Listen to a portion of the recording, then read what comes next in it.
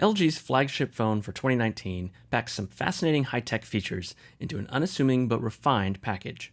Hey there, I'm Rich Brome, and this is a quick look at the LG G8 ThinQ. As you can see, there's a notch at the top. The 6.1-inch display looks lovely thanks to the flagship specs we've come to expect in a phone like this.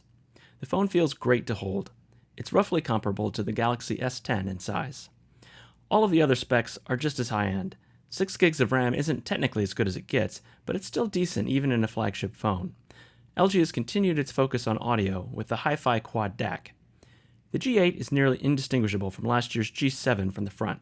If you look closely, there's a little less chin below the display, but that's about it. The design is comfortably rounded all around. At 8.4mm, it's a hair thicker than the competition, but I'm absolutely fine with that. The back is relatively plain, with just a fingerprint reader and a small camera area sitting completely underneath the smooth glass back. It's been a while since we've seen a flagship with no camera hump at all. As we've come to expect from LG, the extra camera is for wide-angle shots. I find wide-angle cameras surprisingly useful. The impressive f1.5 aperture of the main camera should help with low light performance. The 3.5mm audio jack lives on. LG has kept its tool that lets you minimize the obviousness of the notch and customize how it looks. I wish every phone with a notch had this. There are no speaker holes on top because LG has made the whole top half of the display the speaker. So why is the notch so big?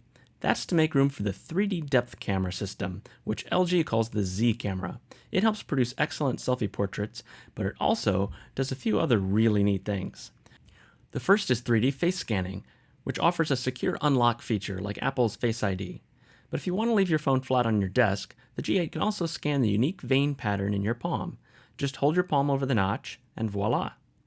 Counting the fingerprint reader, that gives you 3 biometric security options, and they can all be active at once. Neat. Even neater is the Midair Gestures. Hover your palm over the notch, then when you see the bright animated bar under the notch, make a claw gesture. Then move your hand left or right to trigger one of 2 shortcuts. Or twist your hand to control the volume, like you're turning a virtual knob. The best part of how LG did this is the real-time feedback in the middle, showing your hand just as the sensor sees it. That makes it really intuitive and easy to position your hand correctly, and that's smart.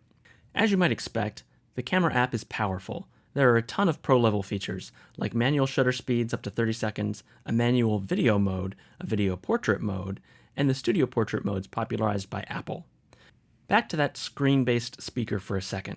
It honestly sounds pretty great, and creates a decent stereo effect together with the speaker on the bottom.